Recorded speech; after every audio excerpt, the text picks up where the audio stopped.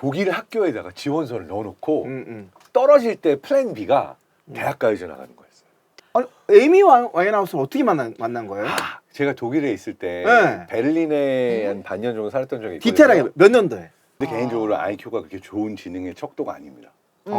왜 그래요? 왜냐하면 IQ라는 게 인텔리전트 쿼션트인데 그렇죠. 네. 어떤 유명한 실험이 있냐면은 네. 소믈리에들을 모아놨어요. 그리고 그리고 나서 화이트 와인과 레드 와인을 마시게 하면서 네.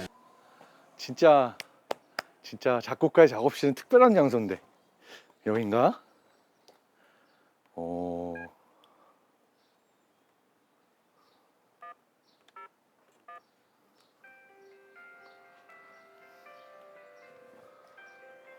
아유 또 안녕하세요. 만났습니다. 네. 반갑습니다. 드디어 고정이 되셨습니다. 그러니까요. 한번 머리 돌려주고. 좋아. 이런 텐션. 너무 네. 정말 영광입니다. 별 함께하게 말씀을 다 돼서. 하시고요. 진심이에요. 나는 이제 좋은 날에 씨 텐션 아, 그 미친 것 같은 미친 것 같은. 하지만 또 이제 지적이거든요. 은근히. 은근히. 은근히 지적인 게 있거든요. 제가 오늘 의상을 좀 신경 썼어요. 이거 약간 걸 넥스트 도어 느낌으로 약간 옆집 여자인데 I've got my Eye on you. I got my eye on you. 뭐 이런 느낌인데 그렇구나. 여기 또 자세히 보면은 이게 원자예요. 네네네네. 원자. 네. 그래서 오늘 좀 초대할 분하고 관련이 있지 않나. 그래요. 네. 과학자. 네. 오셨습니다. 오셨어요. 안녕하세요. 안녕하세요. 안녕하세요. 반갑습니다. 여기가 그 유명한 작업실. 반갑습니다. 장동선 박사님. 네, 맞습니다. 네, 맞습니다. 반갑습니다. 이게 오타가 나면 원래 장동선 찾아도 안 나오던 이름이에요. 아. 장동건만 나옵니다. 아. 기억과 시옷 옆에 있어서. 그렇구나. 그래서 상당히 많이 검색이 돼야 드디어 검색에 올라오는. 장동건 그러니까 이름을 외우기가 더 훨씬 쉽네요. 장동건 아닌 장동선입니다. 그러니까 최근에 진짜 방송 활동이 어마어마하세요. 엄청 바쁘신 것 같던데. 특히 유튜브는 뭐 여기저기 많이 나오시는데요. 뇌 쪽을 찾아보신다는 얘기예요. 알고리즘에게 보여지는 사람이 있고 누군지 전혀 모르는 사람들이 있는데 아마도 뇌나 뭐 심리 이런 쪽 저는 관심이. 철학 쪽 관심이 되게 많아서 네. 그래서 뇌과학 그러면은 얼핏 생각하기에 그냥 찾아보기 전에 네. 그냥 아예 그냥 무식한 생각으로 심리학, 철학 그 중간 어딘가에 있는 과학이 섞여가지고 있는 뭐 학문 아닐까? 근데 뇌과학이 왜 과학이지? 과학이죠. 뭐 이런 생각이 들었어요. 네네네네. 이제 지금은 이제 공부를 해보니까 이래서 이제 여러 가지 복합적인 학문이 섞여가지고 근데 5가지가 섞여 있다고 하더라고요. 더 많긴 한데 네. 주로 언급되는 네. 게 생물학, 심리학, 컴퓨터공학도 들어있고 그러니까요. 뭐 인지과학도 섞여 있고 네. 의학 뭐 이러한 영역이 다 뇌과학과 맞닿아 있는 영역들. 근데 컴퓨터공학은 어떤 왜냐하면 우리가 뇌에서 관찰하고 우리 뇌가 어떻게 작동하는지를 모델로 만든 게 어떻게 보면 인공지능이라고 할 수 있거든요. AI? 그렇죠. 왜냐하면 인공지능이잖아요. 그렇죠. 그러니까 인간의 지능이 어떻게 작동하는지 그 가설을 가지고 모델을 만들어서 인공지능이 나온 거라서 맞아요. 사실 뇌과학과 인공지능이 서로 영향을 많이 줍니다. 어. 그러니까 뇌를 모델로 인공지능을 개발하고 그리고 인공지능에서 이렇게 하니까 인간처럼 창작을 할 수가 있네 이런 것들이 나오네라고 하는 인사이트가 생기면 그럼 인간의 뇌에서도 같은 알고리즘이 작동하는 거 아니야? 라고 또 다시 그 가설을 볼 수 있고 서로 되게 많이 주고받는 저는 굉장히 그런 측면에서 관심이 되게 많고 그리고 또 인상적으로 박사님 뵌 게 굉장히 웃음이 의도적이에요. 진짜요? 아니 웃음이 의도적 웃음이 뭔가요? 아니 그게 아니고 제 느낌에는 실제는 모르겠지만 조금 의도적으로 웃음기를 띠려고 노력하시는 게 아닌가 생각이 좀 들더라고요. 제 느낌에는. 평소에 많이 웃어요 원래가. 그래요? 근데 웃는 게 방송이나 강연 이런 걸 많이 하다 보니까 채널마다 좀 달라지긴 해요. 예를 들어서 틱톡에 나가면 좀 더 경박스러워져요. 그렇지. 막 이런 식으로 막 웃어줘야 되고. 잘 어울리세요. 그리고 뭔가. 이제 뭐 방송이 예능이냐 과학 방송이냐에 따라서 그 웃음의 스타일이 조금씩 달라지는 것들이 있긴 한데. 그럼 원래 우상이시군요. 네, 원래 웃는 거 좋아합니다. 네. 소위 말하는 호남형. 맞아. 쿨가이. 쿨가이. 이게 칭찬보다 디스가 더 편한데. 디스 할 때 있으면 하겠습니다.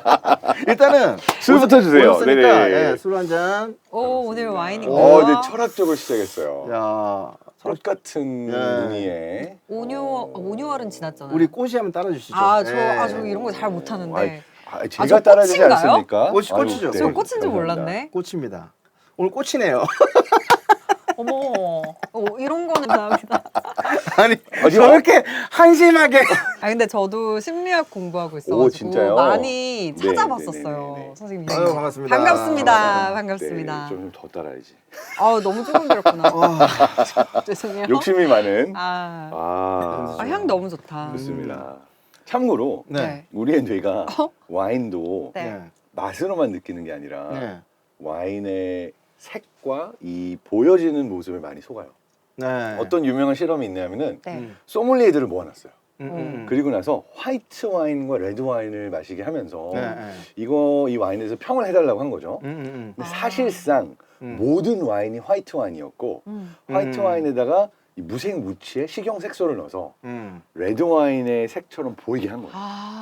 근데 전원이 다 화이트 와인을 표현하지 않고 레드 와인의 풍미와 향미로 이 와인을 표현한 거예요. 비주얼 캡처라고 그래서 눈에 보이는 게 레드 와인이니까 뇌가 이미 레드 와인을 기대하고 맛을 느꼈기 때문에 소믈리에들조차도 눈으로 보이는 와인의 색에 속아서 그 맛을 화이트 와인의 맛으로 표현하지 않았다. 이런 연구가 있어요. 그러니까 야. 저는 항상 느끼는 게 이 시각에 얽매이지 않고 사는 게 얼마나 중요한가라는 생각도 해봐요. 근데 모든 것들이 어떻게 보면 시각이 너무 중요한 그렇죠. 것 같아요. 우리 뇌 안에서 시각 영역이 제일 발달해 있어요. 실제로 우리가 가장 많은 정보를 시각적으로 얻기 때문에 그 시각을 꺼놓는 상황이 되지 않고는 다른 감각들을 풀로 느끼기 어렵죠. 그러면 이제 시각이 핸디캡이 있는 분들은 그래서 다른 감각이 확 올라가는 거예요. 다른 감각의 민감도나 다른 감각으로 세상을 보는 것들이 올라가죠. 왜냐하면 시각으로 보여지지 않는 공간감이라든지 많은 것들을 청각이나 다른 감각들로 대체해야 되니까. 그래서 이게 신경 가소성이라고 만약에 내가 눈이 안 보이게 되면 다른 감각들이 조금 더 이렇게 발달하게 됩니다. 와. 네. 제가 예전에 그 영상도 봤어요. 사이언스 슬램인가? 사이언스램. 네. 와, 강연을 기가 막히게 하세요, 진짜.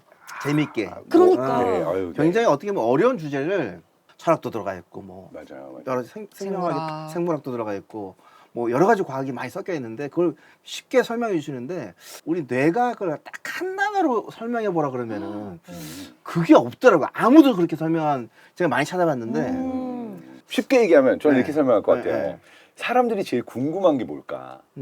그러면 사실은 내가 제일 궁금하잖아요. 오! 나는 어떤 사람인가? 맞아. 나는 뭐 왜 이렇게 생각하고 왜 이렇게 느끼고 나라는 존재가 누구일까?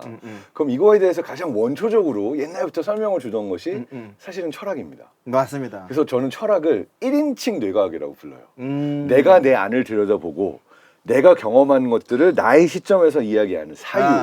1인칭 뇌과학이 철학이고 사실은 그 이후에 뭐 인문과학, 사회과학교의 경우에도 다 이 화자의 시점에서 내가 바라보는 나의 시점에서 세상을 설명하고 나를 설명하죠.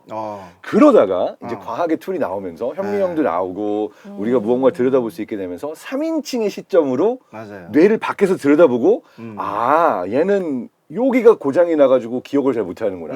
얘는 여기가 과활성화돼서 감정을 이렇게 막 솟구치는구나. 닥터하우스. 이렇게 얘기할 수 있게 된 게 결국은 뇌 안을 들여다볼 수 있고 뇌의 신호를 읽어낼 수 있게 되면서 이 사람이 뭐라고 말을 하지 않고도 3인칭에서 들여다보면서 뇌에 대한 이야기를 할 수 있게 된 게 어떻게 보면은 뇌과학의 새로운 시점이다. 한마디가 굉장히 기네요. 이럴 때는 짠! 네네네네. 제가 느끼는 바로 한마디를 뇌과학을 갖다 표현하자면 좋아요. 내 속의 우주를 연구하는 학문. 와. 전 그렇게 정의를 내었어요. 너무 멋있어요. 어떠세요? 너무 멋있습니다. 맞는 괜찮아요. 말씀이시죠? 내 안에 우주. 이게 또 뭐랑 맞닿았냐면은 네. 과학적으로도 우주를 연구할 때 사용하는 수학 공식과 네. 뇌를 연구할 때 사용하는 수학 공식이 일치하는 부분이 있어요. 야. 이거를 시그널 디텍션 티어리라고 결국은 뭐냐 우주의 대부분은 진공이잖아요. 그렇죠. 대부분은 비어 있단 말이죠. 네. 그러니까 대부분은 어디선가 오는 신호들이 노이즈예요. 아하. 근데 그 안에 별들 몇 개가 신호인 거죠. 그러니까 내가 우주를 연구하려면 어떤 게 노이즈고 어떤 게 신호인지를 맞아요. 찾아내는 수학 공식이 필요한데 똑같은 거를 뇌과학에서도 사용해요. 뇌 안에 굉장히 많은 노이즈가 있고 네. 엄청나게 많은 수억 개의 신경세포 사이에 연결해 있지만 이 중에서 정말 의미를 가지고 있는 신호가 뭘까? 마치 우주에서 별을 찾아내듯 네. 내 뇌 안에서 그 수많은 노이즈 중에서 의미가 있는 신호를 찾아내기 위해서 같은 시그널 디텍션 시어리의 그 수학 공식을 사용한다는 게 저는 어렸을 때 그 공부하다가 굉장히 신기했던 순간이었어요. 야, 진짜 신기해. 우주를 연구하는 수학이랑 뇌를 연구하는 수학이랑 연결고리가 있네. 그게 몇 살 때였어? 이걸 발견했을 때. 그게 대학교 석사 과정 들어가기 전에. 어쨌든 독일에서 태어나셨는데 한국말을 이렇게 잘하세요. 그건 부모님 덕입니다. 아 그래요? 왜냐면 넌 한국 사람이니까 태어나자마자 한국말을 배워라. 집에서 태어나자마자 저랑 계속 한국말을 했어요. 아, 집에서. 한국어 책을 읽게 하고 그리고 나서 이제 한국에 6살 때 다시 돌아왔는데 네. 그때는 야 배운 독일어가 아까우니까 집에서는 우리 독일어를 대화하고 6살 때. 그렇죠. 만 6살 때. 네. 그럼 8살 정도 됐겠네요. 그러니까 한국 오자마자 국민학교 초등학교. 지금의 초등학교 저희 세대는 국민학교 아니 모르겠는데요. 맞잖아요. 아, 또 의도된 웃음. 아, 모른다고 하기엔 두 분 다. 액면이. 국민체조 이미- 기억 못합니까? 글쎄요. 랄라랄라라 저도 기억하는데. 재밌습니다. 네. 아, 근데 진짜 그 독일에서는 뭔가 6년? 7년? 그렇게 계셨었는데. 아니요 어렸을 때 이렇게 있었고 음. 다시 10대 때 나갔고 아, 그 다음에 10대 때? 대학교를 다시 독일로 가요. 그래서 쭉 살았던 건 아닌데 총합 20년을 독일에서 살았어요. 한 가지 궁금한데. 네네네. 그 굉장히 머리가 좋으시잖아요. 네. IQ 되게 높으시고. IQ가 150 이상이거든요. 150 이상? 근데 개인적으로 IQ가 그렇게 좋은 지능의 척도가 아닙니다. 왜 그래요? 왜냐하면 IQ라는 게 인텔리전트 코션트인데 그렇죠. 원래 생겨날 때 누가 머리가 좋아 안 좋아가 아니라 그냥 한 시대 한 세대에 살던 사람들 중에서 내가 백분율 중에 중위 값인지 좀 튀는지 그걸 전체 사람들과 상대적으로 비교했을 때 나오는 게 IQ거든요.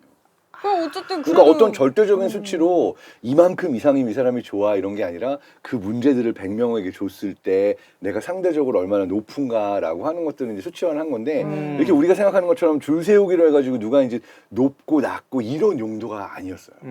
그리고 실제로 지능이라고 하는 것도 이제 뇌과학에서나 심리학에서 다중지능으로 보게 되면 우리가 IQ 테스트에서 측정하는 지능이 전체가 아니라 감정, EQ도 있고. 사회적인 능력, 네. 뭐 여러 가지가 존재하기 때문에 네. 저는 개인적으로 IQ를 지능 체크하는 거를 그렇게 좋은 척도로 생각하진 않아요. 아니, 어쨌든 머리도 좋으시고 지금 이렇게 많은 분들한테 유용한 정보를 주시는 것 자체가 굉장한 재능이에요. 맞아. 감사합니다. 근데 어떻게 그렇게 이런 귀여우면서 똑똑하면서 이게 현명한 분이 성장이 됐을까? 그게 되게 궁금하더라고요. 이렇게 봤더니 고난이 많았어요, 보니까.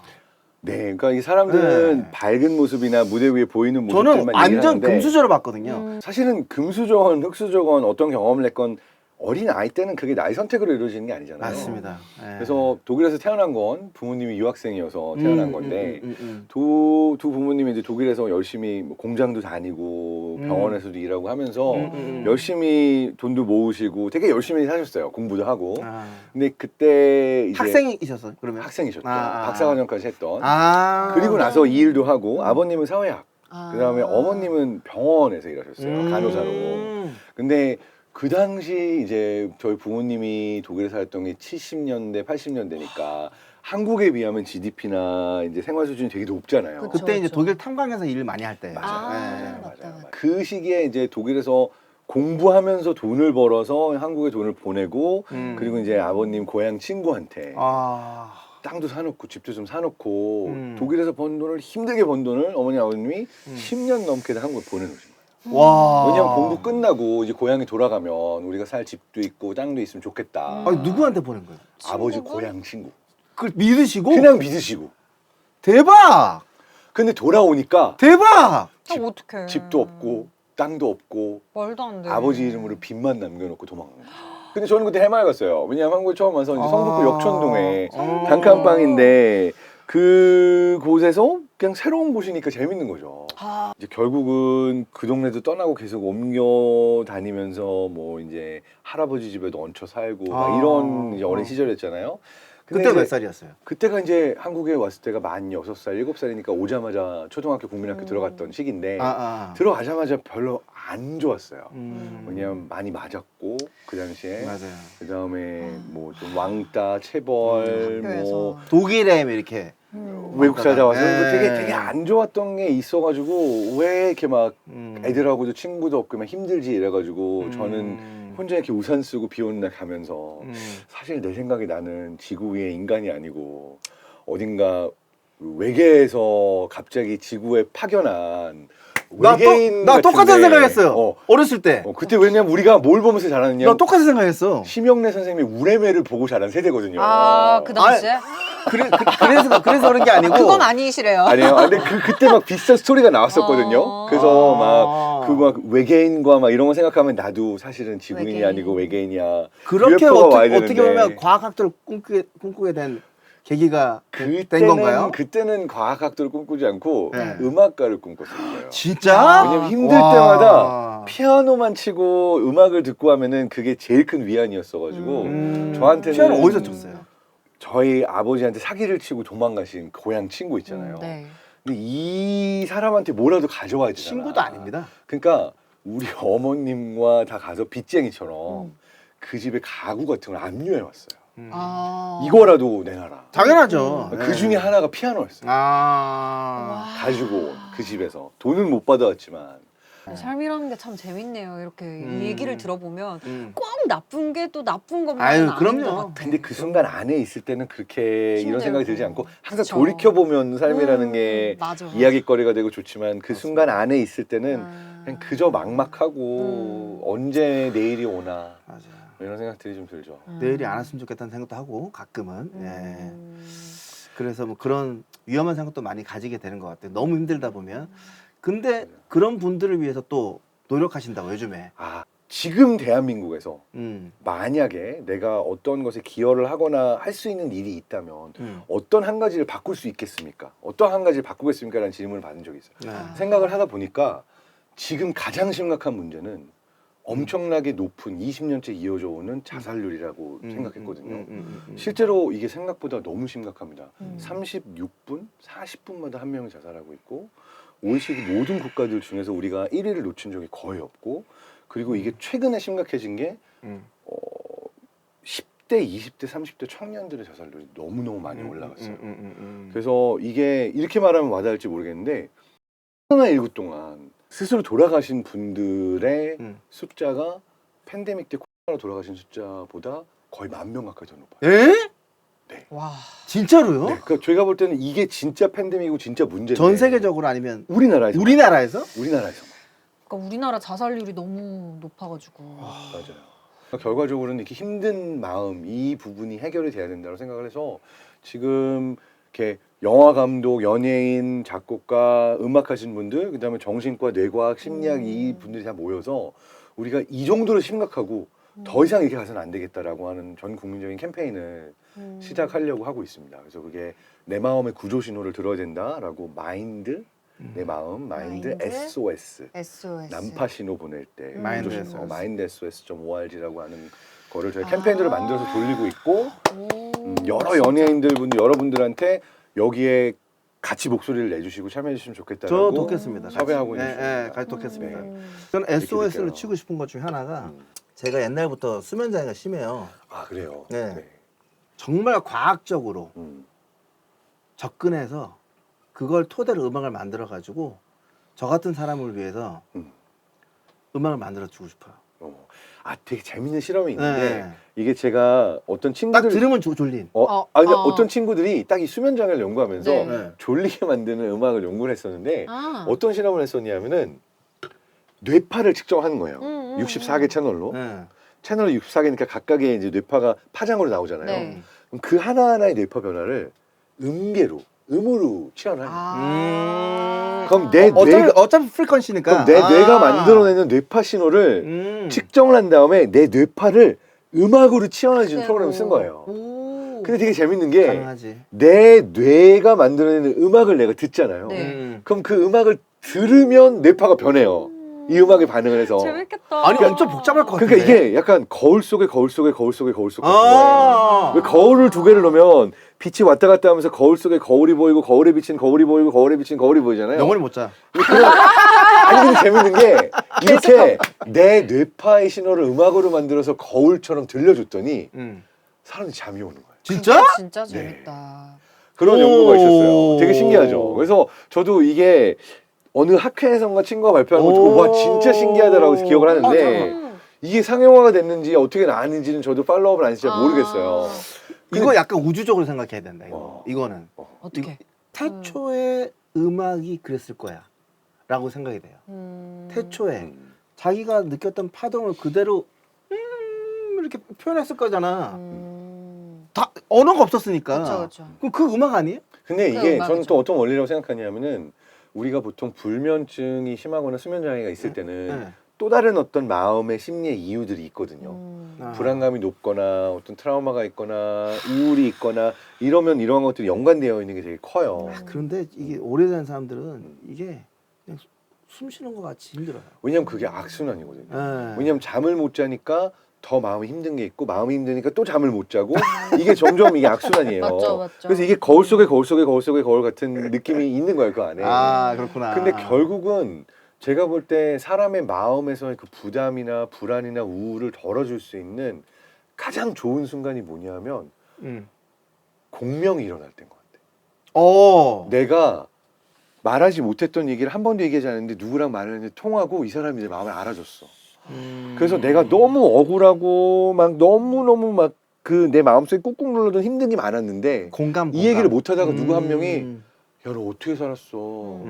그런 얘기 왜 한 번도 안 했어? 너무 힘들었겠다라는 그걸 듣는데 갑자기 막 눈물이 나오면서 내가 울면서 그 이야기에 그치. 막 마음이 풀리잖아요. 네. 근데 그렇게 한번 풀리고 나면 되게 신기하게 릴렉스가 되면서 음. 그래 내 마음을 알아주는 사람이 한 명이라도 있으니까 이 세상은 살 의미가 있는 거야라고 다시 힘을 받거든요.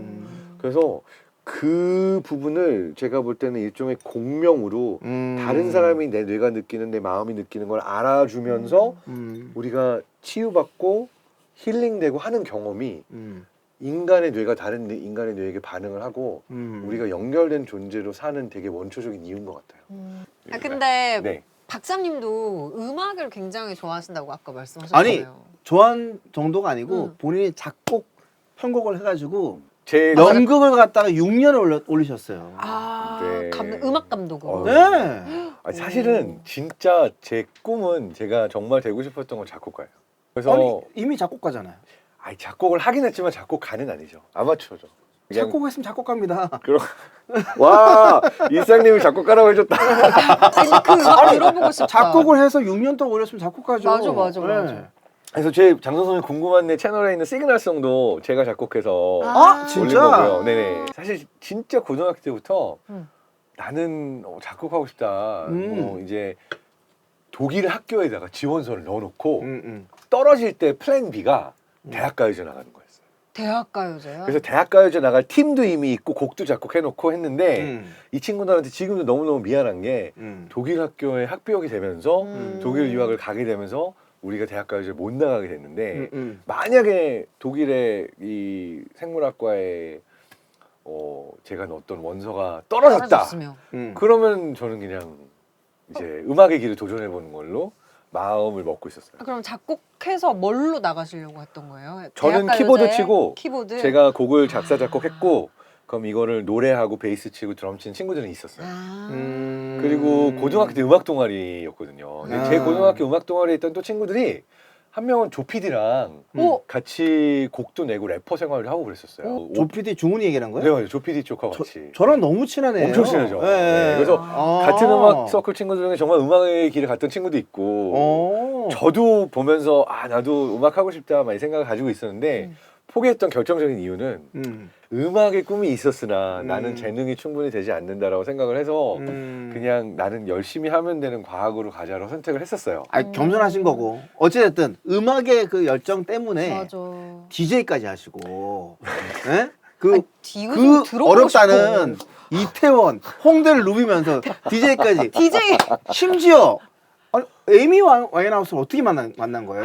제가 독일에 있을 때 네. 베를린에 한 반년 정도 살았던 적이 있거든요. 디테일하게 몇 년도에? 그게 네. 2006년일 겁니다. 2006년. 네, 2006년. 그럼 그때 일단 앨범은 낸 상태였잖아요. 에이미 와인하우스 그때 너무 핫했죠. 아하. 이 베를린이라는 도시가 되게 약간 마법의 도시 같은 게 우리가 뭐 파리, 뉴욕, 런던 이런 데는 이게 VIP들만의 세상이 따로 있고 네, 맞아요. 막 그런데 네. 베를린은 가보면 되게 더럽고 약간 그 날것의 느낌이 있는 도시예요. 이걸 헐리우드 배우들이나 탑 뮤지션들이 그래서 베를린 너무 좋아합니다. 왜냐하면 다른 동네 가면은 리무진 타고 와가지고 경호원들이 맞아요. 보호하고 이렇게 가는데 네. 베를린은 어디 그냥 클럽에 갔다가 내가 마음대로 그냥 물론 경호원 어딘가 있겠지만 돌아다니고 막 이러다가 우연히 스타를 만날 확률이 가장 높은 동네 중에 하나가 그 시기에 베를린이었어요. 그리고 독일 같은 경우는 굉장히 그 언더그라운드 댄스 뮤직이 굉장히 많이 발전했는데 맞아요. 트랜스라든지 테크노라든지 네, 뭐 인디. 네. 그래서 네. 어느 월요일 저녁, 월요일 저녁이죠. 네. 월요일 저녁이 가장 파티가 없는 자, 저녁입니다. 에이미 아, 스토리. 네. 월요일 저녁에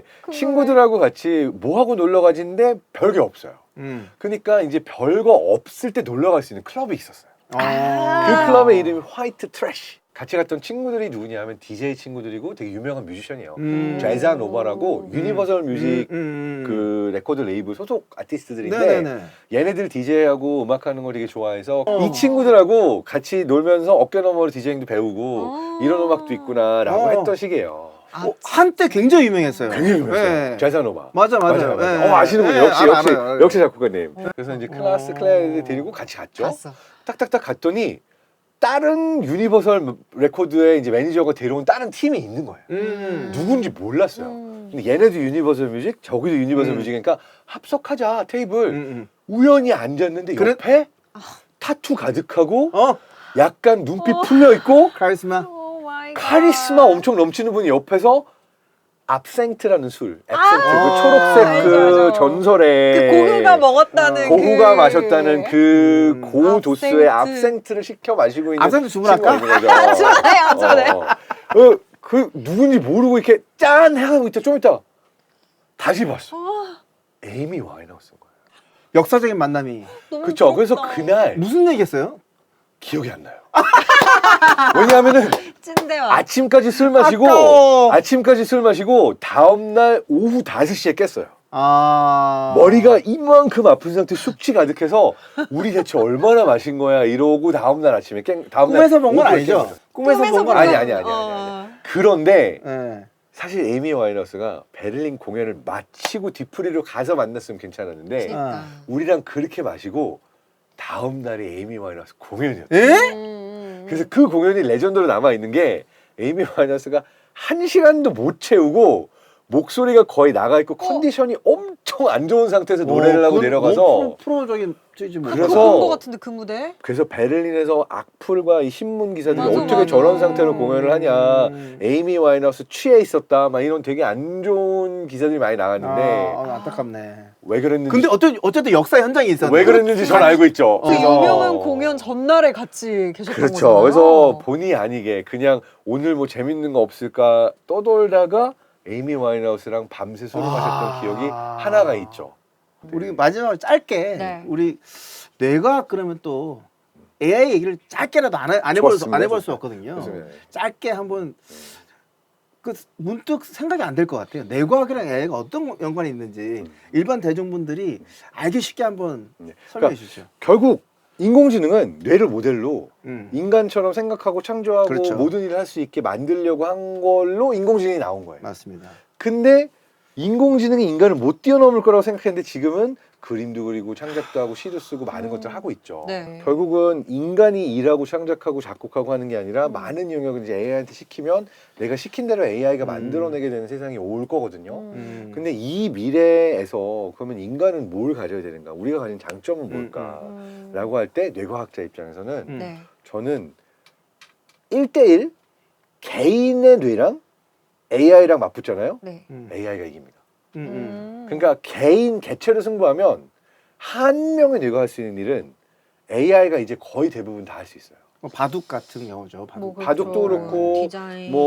거의 모든 영역에서 그렇죠, 네. 그렇죠. 그런데 AI가 여전히 넘지 못하는 게 뭐냐라고 물어보면 저는 사람과 사람이 모여서 연결해서 나오게 되는 것들은 하기 힘들 거다. 음. 그러니까 예를 들어서 어떤 특정 작곡가의 곡이나 아니면은 발라드나 이런 것들 작곡하다 그러면 AI가 생성형 AI가 비슷하게 그 스타일로 많이 만들어내죠. 그렇죠. 딥러닝 하면 되니까. 근데 범 내려온다 같은 프로젝트는 하기 힘들 거라고 생각해요. 일단 나오고 나면 힘내서 할 수 있겠죠. 근데 세상에 없던 한 번도 해보지 않았던 판소리와 인디밴드와 춤과 섞인 약간 병만 나는 무언가를 한다. 이거는 전혀 없던 거니까 데이터가 없잖아요. 이건 AI가 하기 힘들어요. 그래서 제가 볼 때 기존에 답이 있거나 데이터가 있거나 누가 해봤던 것들은 점점 더 인간의 기회 영역이 줄어드는데 아무도 안 해봤던 거 새로운 것들을 해보는 거는 AI가 아직 데이터가 없기 때문에 따라하지 못하는 영역들이 생길 거라 생각을 하는데 그럼 이 새로운 건 어떻게 생기냐 혼자서 고민하고 인터넷 찾아본다고 나오는 게 아니라 술 마시다가 전혀 다른 분야에 있는 사람들이 그냥 모여서 야 이거 재밌겠는데 와 이런 것도 해볼까 뇌파로 수면 패턴을 하는 수면 작곡 뭐 이런 거 세상에 없잖아 해보자 뭐 이래서 나오는 거는 이건 전혀 데이터가 안 나와 있는 거니까 인공지능이 흉내낼래 흉내낼 수가 없죠. 이런 그래서 자리에서 살짝 딴지 아닌 딴지. 좋아요. 딴지를 걸자면 그 프롬프트를 갖다가 잘 작성하면은 나올 수는 있어요. 이게. 하지만 그걸 인간이 공감 느끼게 만드는 거는 진정성이거든요. 그게 다른 것 같아요. 그 사람의 삶의 스토리텔링은 또 다른 거죠. 다른 거죠. 네네. 바로 그게 핵심인 것 같고 사실은 저는 이제 형석형이 그런 얘기를 하더라고요. 그 SNS에 뭐 창작의 어떤 개념이 바뀔 것이다 AI 때문에 저는 그렇게 보지 않습니다. 정반대로 생각하고 그 AI가 만들어내는 거는 0과 1의 조합이에요. 결국에 숫자의 조합이고 그건 프로그램 언어거든요. 프로그램 언어가 어떻게 창작이 될 수가 있어요? 그러니까 듣는 사람 입장에 비슷하게 들릴 수는 있는데 들을 수 있지만 결국에 똑같은 거예요.